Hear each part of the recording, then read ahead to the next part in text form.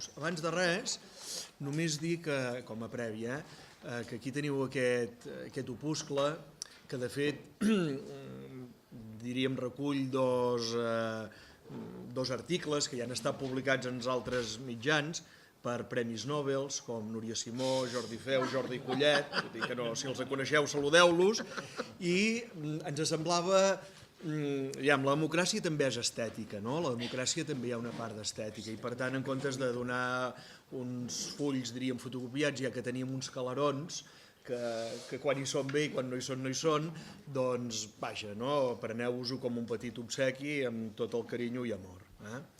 I dit això, ja engeguem. Aspectes que poden millorar la qualitat democràtica. Tot el que explicarem ara, resumidament, per no cansar-vos i no atabalar, és fruit una mica d'aquest treball col·laboratiu que hem fet Universitat de Vic i Girona, que té molt de mèrit, perquè si treballar col·laborativament amb gent d'una universitat ja és complicat, fer-ho amb dos encara ho és més, i continuem amics i continuem treballant i amb ganes de treballar més, vull dir que això encara té més mèrit. La història, la veritat és que va anar molt i molt bé, va ser un enriquiment professional, intel·lectual, personal, molt gran, i un enriquiment que també va venir donat, sens dubte, per el treball que vam fer amb els centres i amb les escoles que vam anar a visitar, de primària i de secundària, on l'objectiu principal era veure com entenien i sobretot com vivien i practicaven la democràcia. Per tant, el que puguem dir aquí, diríem, hi hauria d'haver-hi un copyright de tots els mestres, pares, nois i noies, nens i nenes amb els quals vam parlar també. Perquè la universitat és especialista en apropiar-se del coneixement dels altres i presentar-lo com a propi. I esclar, diguem-ho així i que quedi gravat. Dit això, a veure, quan parlem de democràcia, recollint, com que hem dit a la mesura del possible, recollim coses que aquí ja han sortit, en un moment de les intervencions es deia, bueno, és que, clar, què s'entén per democràcia, no? Què s'entén? I no sé si és que dintre el col·lectiu d'ensenyants ens podem trobar en casos en què la gent no tingui una opinió clara o, per al contrari, sí que té una opinió, el que passa que difereix molt del company o companya. I probablement es pot donar aquesta segona casuística, que sense haver elaborat un concepte teòric de democràcia, que ni tenen per què haver-lo fet, no només faltaria, sí que hi ha un concepte implícit i que donem per fet que tots tenim el mateix i quan et poses a fer feina resulta que tants caps, tants barrats i s'entén de maneres molt diferents. Sense voler ser exhaustius, només presentar aquí diferents grans maneres d'entendre-la, no només entre el col·lectiu d'ensenyants, sinó la societat en el seu conjunt. Fixeu-vos, hi ha qui entén la democràcia purament com un mitjà per prendre decisions, governar-nos col·lectivament, etc. És un mitjà només, i en canvi d'altres és un mitjà i un fi en si mateix. En aquesta línia, com que veig a la Carla Carreras aquí, destacar en John Dewey, que per ell la democràcia és una forma de vida, i que és molt bonica aquesta idea perquè ens allibera de tota aquesta part més tècnica i més burocràtica, que és important, però quan diu i parla d'una forma de vida, una manera de ser, una manera d'estar en el món, són paraules molt gruixudes. La LODE, la LOCSE, etc. són polítics i per a ells la forma natural de democràcia, justament la representativa, queda molt clar que transposen aquest model en el món educatiu quan es posen a legislar i a fer democràcia. Però, esclar, aquesta no és l'única, perquè a banda de la representativa, on hi ha uns representants dels estudiants que van aquí o allà, hi ha també la democràcia directa, aquella en què tot el col·lectiu d'alumnes, de mestres, del que sigui, intervenen en el procés de presa de decisions. Això només de manera molt ràpida i mal dita, segurament s'han presentat 1, 2, 3, 4, 5, 6 grans models de democràcia diferent. I encara n'hi podríem afegir un altre, al fil una mica de pensadors, sociòlegs, filòsofs, pedagogs també, mestres, que pensen que la democràcia, és a dir, la paraula democràcia com a tal no diu gaire res si no l'associem necessàriament a uns termes que tenen a veure amb un contingut polític i social. Dit d'una altra manera, si la democràcia no va acompanyada de justícia, com per exemple diu Rawls, un filòsof, doncs és que no podem parlar de democràcia. Democràcia i justícia. Les coses han d'anar emparentades. D'altres parlen democràcia i cohesió social. Democràcia i acció comunicativa, que diria Habermas, per exemple, o democràcia, aquí ha sortit, i comunitat en sentit. No podem parlar d'aquestes paraules i quedar-nos només a la meitat. Només per dir que hi ha tota una línia de pensament que engruixudeixen el concepte, la línia de posem-hi aquí uns altres epítets que donguin sentit i que donguin força a la paraula democràcia. Això igual pot semblar un rotllo, però jo crec que no ho és, perquè quan ens ho fem nostre a l'escola, esclar, li donem una entitat molt més gran. Si nosaltres, com a col·lectiu d'ensenyants, pensem que democràcia ha d'anar acompanyat de justícia social, hosti, hem de ser molt conseqüents, hem de ser molt conseqüents. No tot s'acabarà votant, no tot s'acabarà deliberant, hi ha també una altra preocupació. De la manera que el grup Demoscole, que és aquest grup que ens dediquem a estudiar la democràcia i la participació, entenem la democràcia, per dir-ho ràpidament, és, diríem, una democràcia que vol ser transversal, que té diferents potes, que les anirem presentant, i que va molt més enllà dels simples òrgans de participació. A veure, democràcia i òrgans de participació i de presa de decisions és molt important i segurament és una dimensió, una pota fonamental. Si no tenim òrgans de participació no podem parlar de democràcia, però insisteixo, no només això. Després anirem fent un tet-a-tet amb la Núria i anirem presentant aquests altres braços o aquestes altres cames. Pel que fa als òrgans de participació, centrant-se només en aquesta primera pota, que nosaltres anomenem, nosaltres i altra gent, com la governança, allò que té a veure amb l'estil del govern, amb l'estil de presa de decisions, amb la manera en què decidim, etc., i que afecta la col·lectivitat. Només dir que perquè una escola o un institut tingui òrgans de participació no vol dir que això ja ens porti a la democràcia.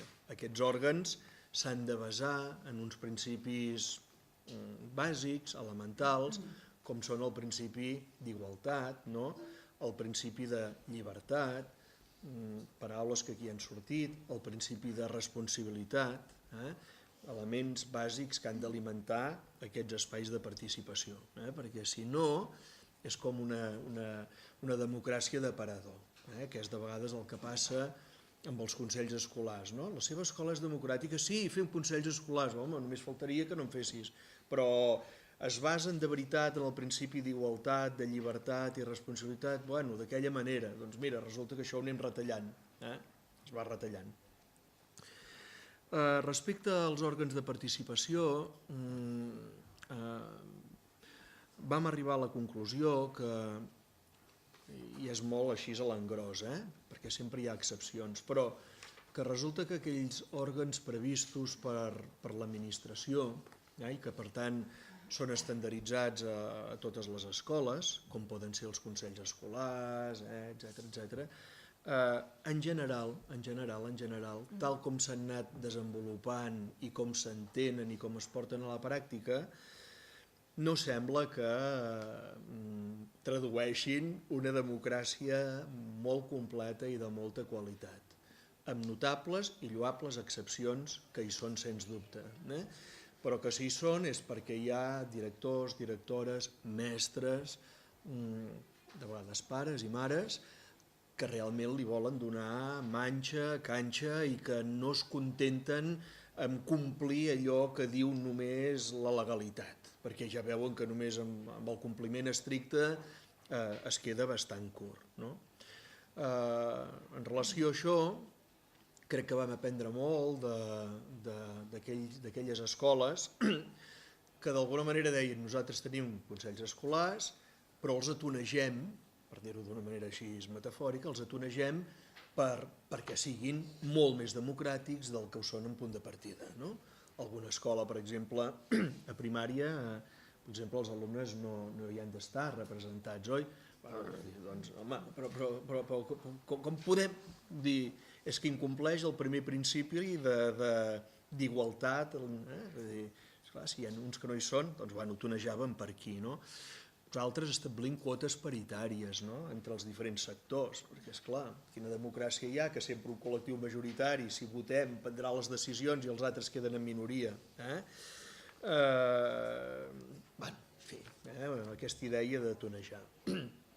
També ens semblava molt important i reconeixíem un gran treball d'aprofundiment de la democràcia pel que fa a la governança en el sentit estricte, coses que vam veure tant en centres de primària com de secundària, que deien, a veure, amb els òrgans de participació que tenim, fins i tot tonejant-los, no en fem prou.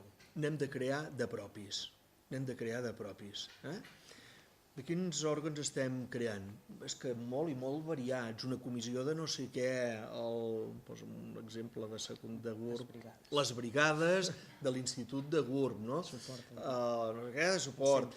El bonic era veure com tots els centres que havien volgut anar més enllà inventaven algun òrgan creat propi, que li posaven un nom propi, i això és molt important perquè te'l fas teu, el pots compartir, però ha nascut en el teu centre i té una força especial.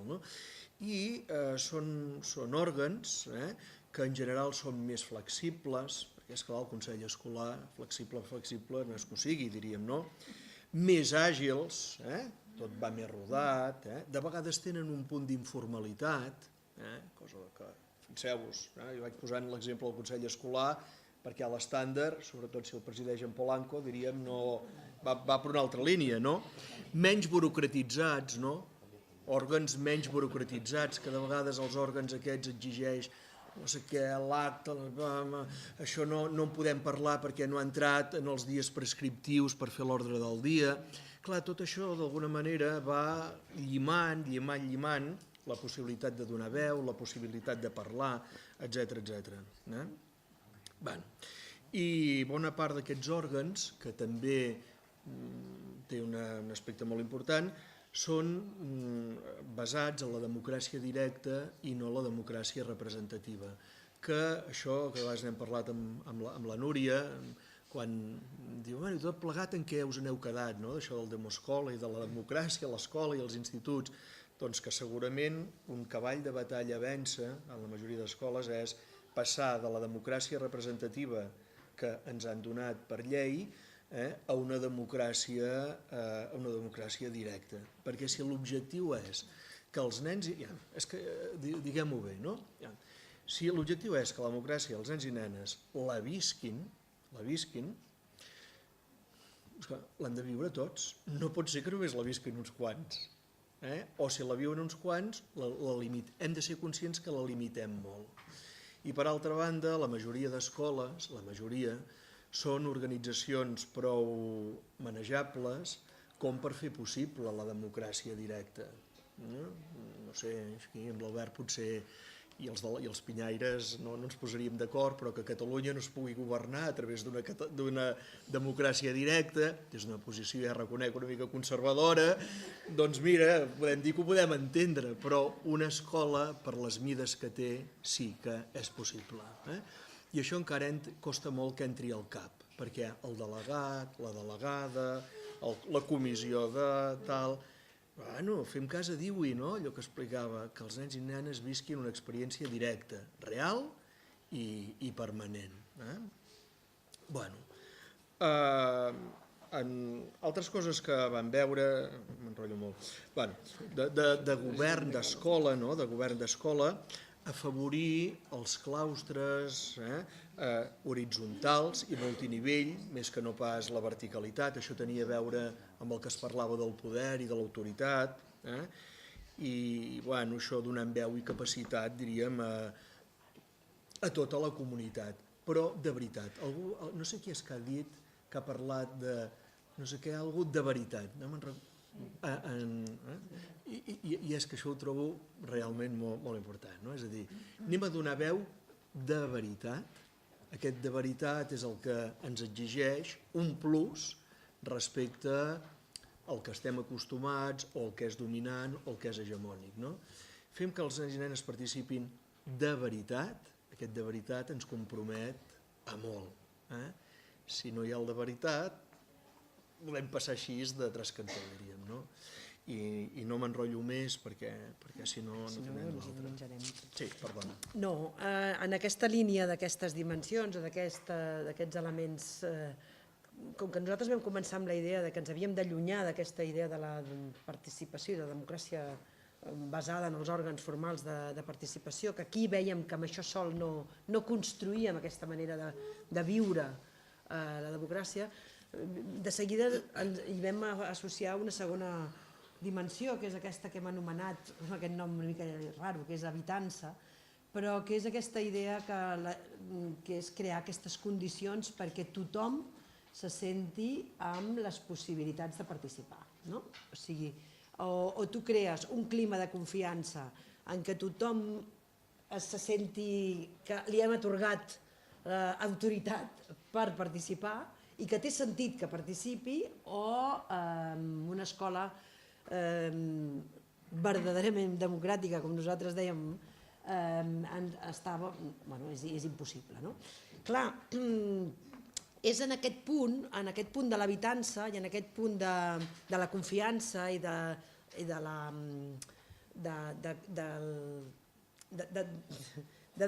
distribuir autoritat en què és la clau de volta bastant de tot aquest engranatge, perquè el que realment els nens i nenes, i jo crec que les famílies també, se n'adonen és si se'ls està, si tenen aquesta possibilitat d'utilitzar aquest espai o no el tenen. O sigui, si se'ls està atorgant espai de poder o no, al final. Al final és una mica amb el que ens quedaríem. Una cosa que ens deien molt en els instituts, no, és que nosaltres ho veiem claríssim quan un profe vol que participem o no vol que participem. Encara que tots diuen que volen que participem tots. Només com entra a la classe i com ens tracta ja ho sabem, si vol que participem o no. Més clar que això és benestar. Home, clar, hi ha profes que clar que tenim possibilitat de dir-li el que no ens agrada d'ell, i això en entorns en els quals el projecte educatiu tenia present que la participació i la democràcia és un tema estrella, diríem, estrella o que mereixia un respecte. Perquè també us he de dir que quan vam començar la investigació i vam anar a buscar 10 centres, 5 de primària i 5 de secundària, el primer que et deien és mira, escolta, jo ja tinc prou problemes. De la democràcia, precisament, no és el tema que més em preocupi en aquests moments.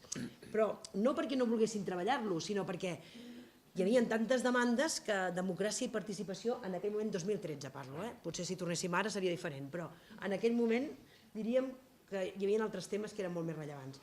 Però sí que és cert que en els centres on es podien moure coses i on es movien coses entorn de la participació de la democràcia eren en centres on es vivia aquest benestar, on es vivia que, encara que no tots els profes, perquè no sempre t'acabaven dient també que al final a la classe el que allà es crea és una relació entre un grup i un mestre concret, sigui el que sigui, amb la qual cosa això té moltes capes i té molts nivells. Però sí que el centre, en general, vivia, tots els agents vivien aquesta possibilitat de si allà hi havia confiança o no hi havia confiança per arriscar-se a participar o no. Llavors nosaltres sí que quan ens plantegem, doncs els claustres, si es plantegen, o la comunitat educativa, si es planteja com treballar o com reflexionar sobre aquest clima, que el clima en si tots el sabem detectar ràpidament. el veiem ràpid, no? Però una de les 3 potes d'aquesta habitança, o 3 elements claus que per nosaltres consideràvem que eren cabdals per analitzar com a centre si aquesta habitança podia tenir més qualitat o no, era en primer lloc com dispensem l'acollida a totes les persones que arriben al centre, ja siguin famílies, ja siguin infants o ja siguin mestres, quin acompanyament, quina entrada, com es fa aquest procés d'acollida. Això és un tema clau que marca fins a quin punt l'habitança arriba a tota la comunitat educativa o arriba només a alguns sectors concrets. Això per una banda. L'altra qüestió era també analitzar com a centre tot aquest tema dels espais i de les infraestructures, sobretot dels espais. Tinguem els espais que tinguem, com els fem de participació compartida de totes les persones que estem allà, i també es veien que el fet de transformar espais permetia, era un espai de diàleg i de treball i de, que ja ho heu explicat molt bé vosaltres, i de debat de com volem l'escola, com volem l'escola, com volem, i que moltes vegades no és tota l'escola, és un espai determinat, és un raconet, és allò, és la nostra classe, o sigui, tampoc calia, tampoc estem tant de bo poguéssim girar totes les escoles, però la idea era parlar de l'espai és una bona manera de parlar de l'habitança i de parlar de com ens sentim tots en allà, ens sentim acollits, no ens hi sentim, tenim el lloc, tothom té el lloc, s'apropia de l'espai o no se l'apropia. Aquests elements d'anàlisi ens permetien veure fins a quin punt és un tema sobre el qual es debat, s'opina i es prenen decisions, al final, perquè al final nosaltres d'alguna manera totes les dimensions que anem desenvolupant és perquè creem condicions perquè al final la presa de decisions sigui més compartida. Aquest seria com el nostre horitzó. Llavors prendrem les decisions que puguem i en la mesura que tinguem possibilitats, ganes i realitat, no? Però diríem que per això ens miràvem aquest espai de les relacions, de la importància de com establíem unes relacions que entre tots els agents fossin més horitzontals. I la tercera gran pota d'aquesta habitança era tot el tema de com arriba aquesta habitança en el dia a dia de l'aula. O sigui, quines les activitats educatives que estem plantejant, que això també ho heu dit vosaltres abans, permeten que decidim, que compartim decisions, que impliquem de manera genuïna, de manera real, a les persones que han de fer aquella activitat. Estem demanant que aquestes activitats són activitats que tenen sentit educatiu tant per l'equip docent com per l'alumnat i fins i tot en alguns moments a les famílies. Nosaltres des de Vic, com que vam treballar més en secundària, també us he de dir que les famílies encara ens quedaven més lluny. Però no perquè, per tot, però perquè, primer de tot, perquè al centre, diríem, d'alguna manera també ens demanava, de moment impliquem molt els estudiants, impliquem molt els mestres i a les famílies ja hi arribarem. Volem arribar-hi, però necessitem abans haver creat processos participatius amb els que estem més al dia a dia a dintre de l'escola. Us ho dic perquè, tot i que tots deien que era molt important la participació, però que les famílies a secundària els hi semblava que això de la participació no els hi era tan central. Sobretot el que deien les famílies, per això era que si ens han de cridar, que ens cridin per participar de veritat i per quan realment ens necessiten. Si no, no cal que fem el carnaval tots junts, aviam, ho dic amb carinyo, però no cal que anem muntant tan ganes, ja ens engrada molt tot això, però sobretot quan ens necessiteu aquí ens tindreu, però digueu-nos quan ens necessiteu de veritat. Això era un tema que ho deien amb aquestes paraules i que a mi em semblava que il·lustra molt bé que ningú participa si només és per perdre el temps, això en tots els àmbits. Que ell ho sent que perd el temps, cuidado, potser l'escola no ho està oferint d'aquesta manera, però trobar aquest punt de confluència, doncs és un repte encara més gran, jo crec, quan estem a secundària.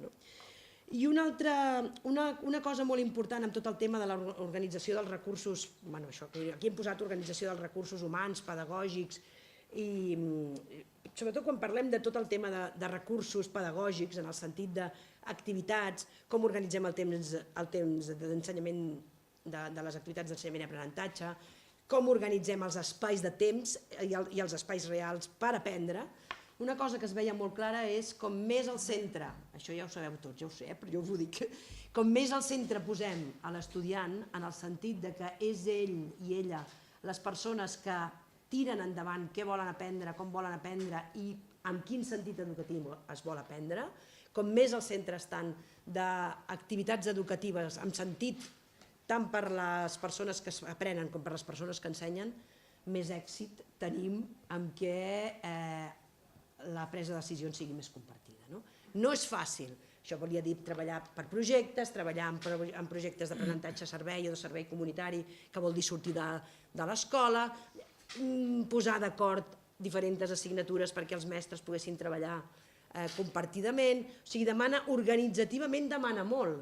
Llavors, clar, estem complicant molt l'existència de l'escola, perquè estem demanant molta participació, molta primera persona, molta responsabilitat, però a més organitzativament, perquè d'alguna manera allò que es faci tingui sentit per tothom. Però sí que vèiem que, i aquí sí que voldríem lligar amb un altre element molt rellevant, que també ens ha aparegut molt, la innovació educativa sense aquesta idea més de fons de plantejament educatiu del centre, de per a què, en el sentit de per a una escola més participativa, per a una escola en què tothom ens sentim més acollits, per a una escola en què les desigualtats quedin més, s'intentin treballar més, si no, la innovació educativa per ella mateixa no ens porta tot això. O sigui, o hi posem al darrere també elements d'aquesta democràcia, aquesta participació vinculades a justícia social i elements de cohesió social, o aquesta innovació educativa se'ns transforma en un element tecnocràtic, en un element tecnològic, que moltes vegades pot vendre molt, però que potser no acaba canviant tampoc estructures de l'escola. Això és tot el que entrava dintre del paquet de l'habitança. Ara et passo tu l'alteritat, que és l'altra dimensió. Anem posant uns noms en aquest llibret fantàstic, aquí s'explica bé i amb calma. És que ahir una petita confessió a la meva companya, li vaig ensenyar i llegia i em va dir no us va acudir posar uns noms més complicats i més estranys, i potser té raó, però nosaltres com a equip d'investigació vam estar molt contents. Ja li procurem explicar-los. La Núria ha explicat molt bé, diríem, aquestes condicions que s'han de donar perquè la gent estigui bé i a la mesura que estem bé estem en condicions de poder participar. Seguint una mica amb aquesta música de dir la democràcia té un fil musical polític, s'hi ha d'incorporar una ètica, s'hi ha d'incorporar una ètica i unes categories morals. No podíem separar la democràcia de la justícia, de la llibertat, de la igualtat, del respecte, del benestar. I llavors tot això ho vam englobar, amb aquesta paraula que ara ha anunciat la Núria, de dir una bona democràcia completa, de qualitat, ha de treballar o ha de tenir en compte l'alteritat. I per alteritat entenem el reconeixement de l'altre en el sentit més ampli de la paraula. Una democràcia que no reconeix el que o la que és diferent, i diferent, insisteixo, en el sentit més ampli de la paraula, i aquí hi entraria qualsevol persona o col·lectiu que s'escapa d'allò hegemònic, dominant, allò que en llenguatge comú diem lo normal. Em sembla que tothom s'entén, que això normal, dir això i res és el mateix, però en el llenguatge de carrer això és normal i això no és normal. El normal vol dir allò que s'estila i s'espera, i lo normal ja m'enteneu, el que està fora, diríem. Bé, algú que està fora, si no l'incloem, el reconeixem, és una democràcia molt i molt escapçada. I això pot semblar una cosa teòrica, però és que té una dimensió molt pràctica, perquè ens connecta de ple, perdoneu la petita derivada, en les expressions de violència que trobem a les escoles, justament practicat en aquells que són diferents o que no es comporten tal com espera la majoria. I això és un problema, jo entenc, molt important que tenim damunt de la taula, no? Aquell llistó d'agressivitat que s'incorpora com a normal en el dia a dia de l'educació, no? Bé, anant al concret, quan parlem de reconeixement de l'altre, ens referim a reconèixer aquell o aquella que no és de la classe social que toca, ja podeu entendre mitja, alta, alta, respecte per qualsevol gènere, respecte per l'orientació sexual, un tema que ha entrat, fixeu-vos, fa molt poc, però que ha entrat amb molta força a instituts i escoles, i que era un tema que estava aquí pendent i que cremava, però que de cop i volta ha entrat aquí. El respecte, evidentment, per als discapacitats, per les minories culturals, que de vegades són majoria en nombre, oi? Però en una categoria social són considerats minoria, perquè no són els que tenen el poder, etc. El respecte per les minories religioses, amb la gran diversitat arran de la immigració, i no només immigració, de la pluralitat religiosa, respecte, i la diferència, diríem, o aquesta diversitat va més enllà. També parlaríem de respecte, diríem, a les famílies que adopten expressions contraculturals, cultures alternatives, etc. Com això, amb una institució que és l'escola i que tendeix a unificar i diríem, fer una macedònia molt, una papilla més que tot tan ràpida, com s'ho fa per ser respectuós amb tota aquesta diversitat.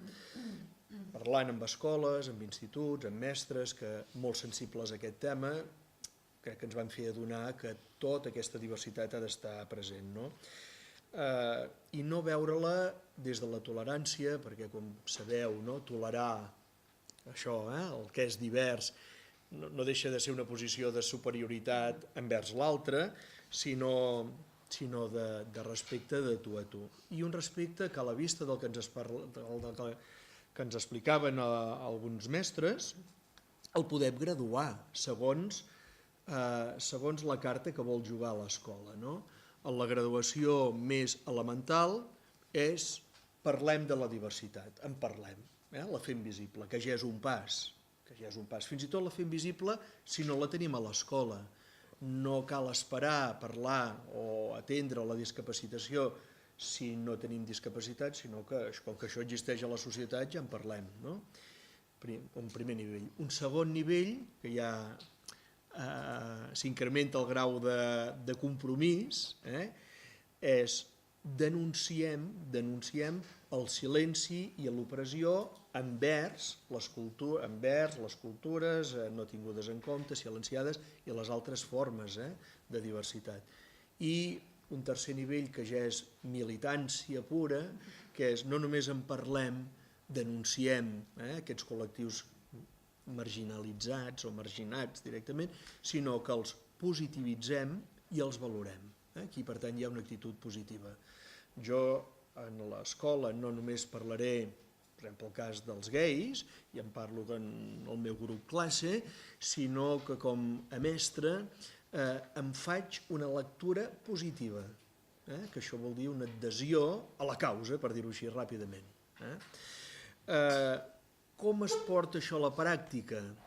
Es pot portar de moltes maneres i no ho volem esgotar, però des d'incorporar aquests temes en el currículum ordinari, que algunes qüestions ja venen per llei, diríem, però que són aquelles que de vegades sense voler ens les passem, no tenim temps d'arribar-hi, mira, no s'hi ha pogut, però també hi ha estratègies com més capcioses, no? I des d'alguns que ens explicaven, doncs mira, la nostra biblioteca porta el nom de Frederica Montseny i per tant queda clar que és un camí que s'obre cap al pensament llibertari, l'anarquisme, i no només sempre els pensadors clàssics i tal, no? Incorporant llibres o contes que parlin de totes aquestes qüestions a la biblioteca escolar. Jo crec que aquest és un element determinant, és un indicador d'aquells que pots fer una investigació però ràpida i barata, diríem, no? Ja anem a veure la biblioteca escolar, hi ha tota aquesta diversitat que parlem o resulta que no apareix, i per sort, sobretot el llibre infantil, fixeu-vos com en els 7, 8, 10 darrers anys ha eixamplat i està molt atent a totes aquestes qüestions, no? Anant en compte amb el material pedagògic del centre i visualitzant aquesta diferència jo què sé, en els cartells i les parets de l'escola, ja bé sigui amb retalls de diari, amb frases, etc. I per últim, el més important, amb el testimoni meu com a mestre, que no cal que digui gaire res, que no cal que parli gaire res, però que l'alumne veu que sóc respectuós, que ho tinc present i que va amb mi, que és el més preuat, de fet, i també més difícil d'aconseguir. I en aquesta equació, diríem, d'alguna manera, si nosaltres d'alguna manera volem treballar en aquestes 3 dimensions, el centre s'ha de plantejar, es planteja, ha d'explicitar quins són els valors que li permeten acompanyar aquesta manera d'entendre la governança, l'habitança i l'alteritat. O sigui, no tots els valors ens valen. I, per tant, el centre s'ha de plantejar valors, virtuts i capacitats que considera que el poden habilitar per poder treballar cap a aquesta governança democràtica, cap a aquesta habitança i cap a aquesta alteritat. Clar, nosaltres aquí en posàvem alguns, aquests valors de que la gent participi respecte a la llibertat, que han anat sortint, a l'opinió, capacitat de prendre decisions, repartiment de poder. Dir-ho és molt fàcil, el que passa és que sí que és cert que si l'única manera que aquestes dimensions no es quedin només en el discurs i passin a la pràctica és quan en algunes escoles es respiren aquests valors, per això parlàvem de l'ethos, perquè aquests valors, si el centre se'ls creu, si el centre aposta per ells, d'alguna manera se'ls ha de veure com els explicita, com els practica i a on estan presents i a on hi ha contradiccions, perquè evidentment una de les coses que més, el primer que passa quan intentes treballar cap a aquests elements és com apareixen totes les contradiccions i totes les dificultats i tots els conflictes per poder treballar cap a aquests elements. Un lloc on es veuen molt, al final, com es concreta l'ethos? Doncs a les normes del centre. O sigui, arriba un moment que els límits, com es posen els límits, on estan el que es permet i el que no es permet, doncs si agafem les normes, el reglament de règim intern, això no ho sé perquè segons com pot estar molt lluny del dia a dia, però si agafem aquests documents ràpidament, i no només el document en si, sinó com s'ha construït aquell document, allà sí que podem veure al final quins són molts dels valors que queden plasmats i que acaben sent els que regeixen, perquè al final són el que ens estan marcant les regles del joc, moltes vegades, i per tant també és un element important a reflexionar. Clar, tot això, quina era la intenció, o sigui, del que nosaltres vam analitzar dels centres, l'única intenció de tot això era tenir elements de reflexió, de debat i de possibilitat que els centres corrin i caminin cap aquí, no? I per tant, doncs mira, nois, som molt poquet democràtics, què vols fer-hi? No podem, en aquests moments no podem. No podem, no volem o no estem preparats, jo què sé. O en aquests moments estem esgotats. Però diríem, d'alguna manera és, bueno, ens es pot servir de mirall? Doncs fem-ho servir.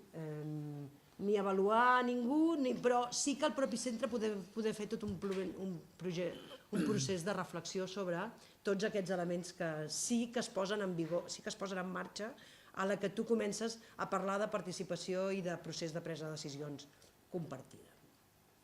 I callarem per donar peu. Hi ha algun projecte per tal que les escoles que desitgin ser més democràtiques puguin desenvolupar millor aquests 4? No encara, però per què no? Sí, no, la Núria ho ha resumit molt bé, no encara, perquè després diríem d'acabar el treball, sí que ens semblava que amb molta modèstia i amb molta humilitat, perquè la universitat sempre ensenya i dona exemple, etc. i no és el cas, però després d'haver acumulat, diríem, aquesta informació, d'haver-la endreçat, sí que ens semblava que ha de ser molt interessant amb centres que tinguin ganes de caminar, no tant d'ensenyar què, sinó de parlar conjuntament, i a la mesura que parles conjuntament la gent també troba el seu camí. Quan els de l'Escola Àgora explicaven l'experiència aquesta dels tallers que han incorporat, això va anar així, no va anar a dir-los allà com havien de ser aquests tallers manuals intel·lectuals, no, o sigui, es va anar a presentar la idea, es va amb el claustre, es va fer una primera presentació, i llavors ells van fer un treball de discussió, de preparació, d'organització, i han fotut un camí excel·lent. Jo crec que aquest és un bon sistema de treball, de dir, una escola o una organització, una institució més gran, diríem, volem aprofundir la democràcia, seiem-nos al costat d'una taula, al voltant d'una taula, i miri, hem vist això, hem vist allò, tal, parlem, tal, i segur que troben el camí. Això està per fer, però ens agradaria poder-ho fer.